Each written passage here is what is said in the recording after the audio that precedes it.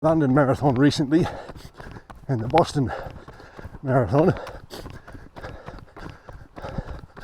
I note that the Sydney Marathon is being run, I think, in May sometime, and they're hoping to make it one of the major marathon events of the world. I haven't ever run a marathon or even that distance in a non-sanctioned event.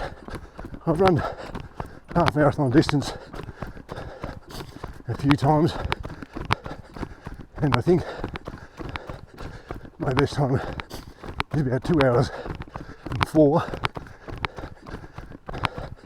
And as always, I'm not saying that that's about how anything.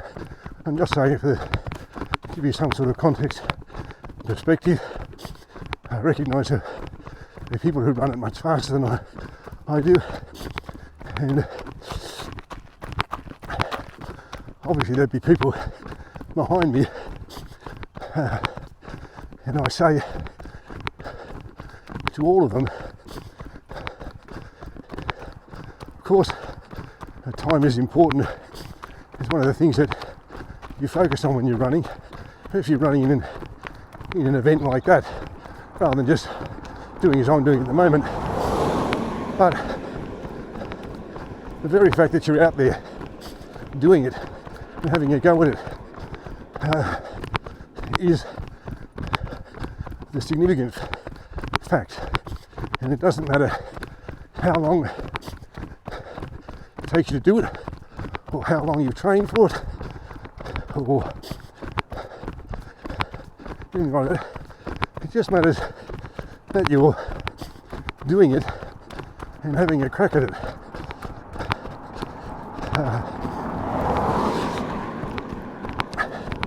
I know that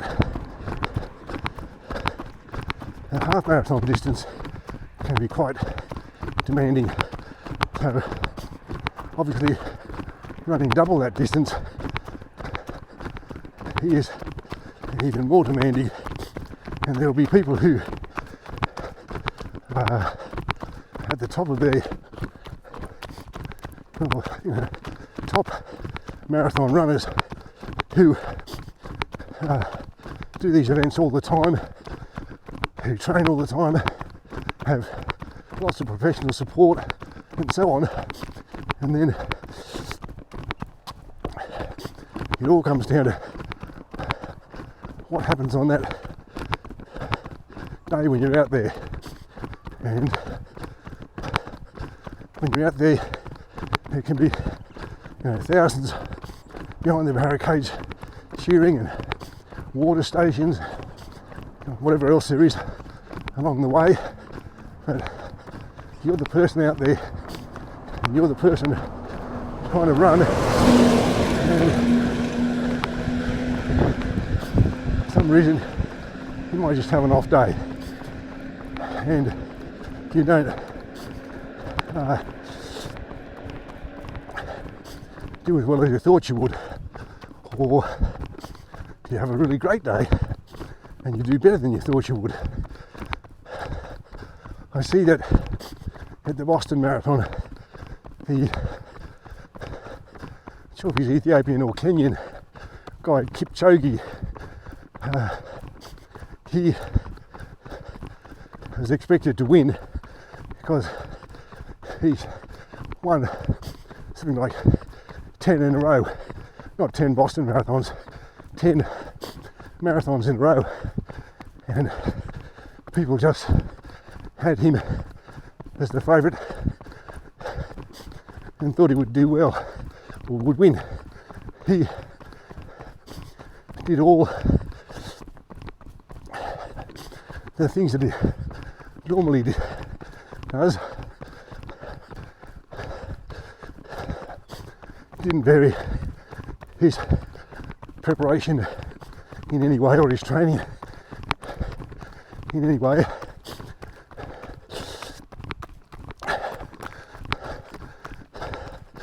The Boston course apparently is a bit hillier than some of the other courses on the international marathon circuit, and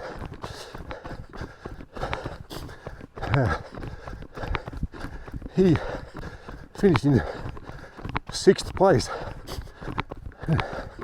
time of something like 2 hours and 6 minutes. So even with that, he still set a pretty good time. But there's an article I read that said at the time, after the result, that maybe his star was fading. He was 38 years old after all, and, you know, maybe his time was up and so on. Now, I don't know much about him other than to see his name, and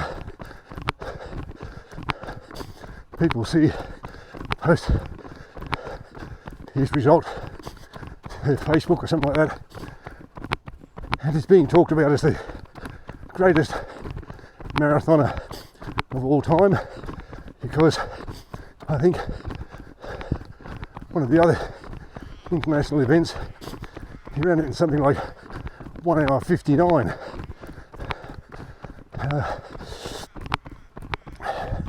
A stunning achievement, or it might have been just 2 hours and 1 or something.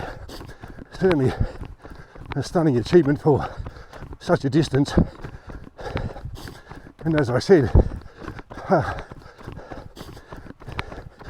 some days you have a good day out there, whether you're running 5k or 50k, and some days you get the PB for your park run or your 10k or whatever it is, and the next week or next session you won't. In his case, I thought the comments he made, you know, he was sanguine about it. He was probably disappointed that he didn't win, but I accepted that was just the glorious uncertainty, as I think someone calls it, of any sport, that you're only as good as you are that day. That whilst that one performance that day might be the one that people are talking about till the next one, the one performance doesn't necessarily define you.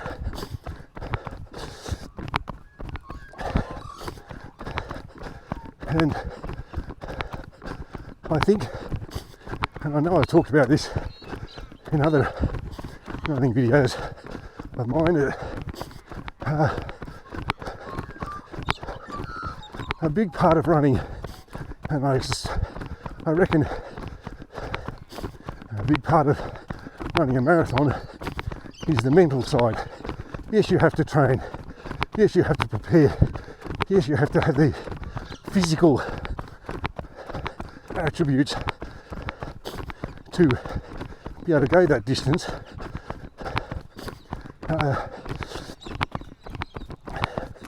But you hear that term, how the runner hit the wall. Now, I don't know if I've ever experienced that. I know I've got to a point sometimes on the run where I thought, gee, this is really hard. Can I keep going? And I have to tell myself, okay, run to the next white post on the road, like this one I'm coming up to right now. Get there and say, all right, well, you got that far. Let's go a bit further until you get to the next one, or until you get to the top of the hill, or whatever it is.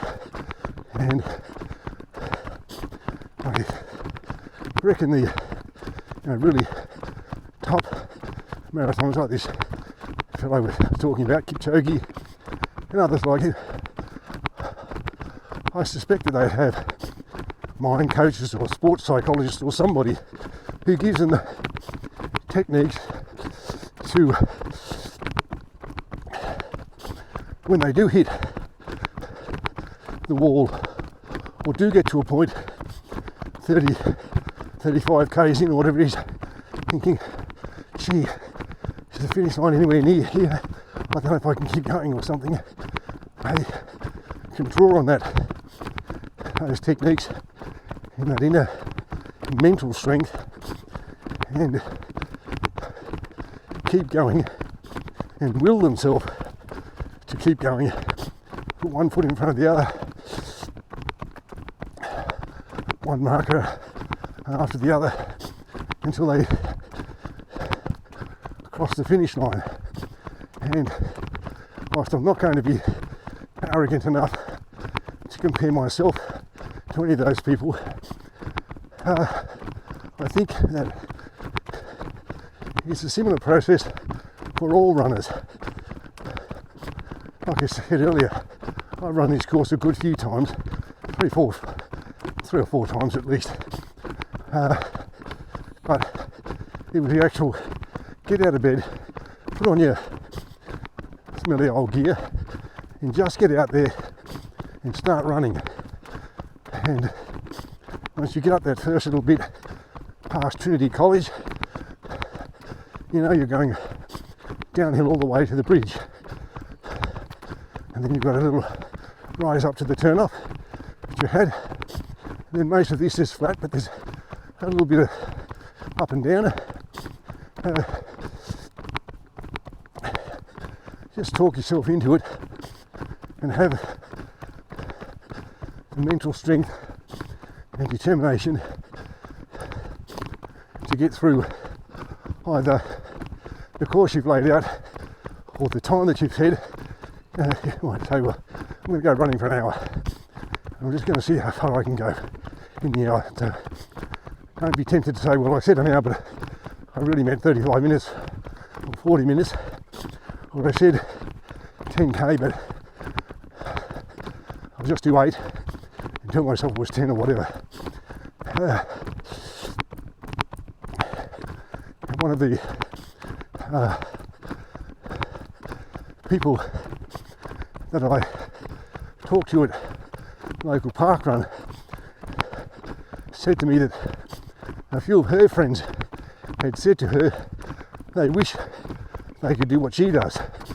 She runs a lot and runs park on Saturdays, and we both agreed, well, barring any physical infirmity, you know, you've got a bad knee or bad hip joint or whatever, just get out and do it. And start slow, maybe run 100 metres and then take a break and walk for a while, then run another 100 metres and so on.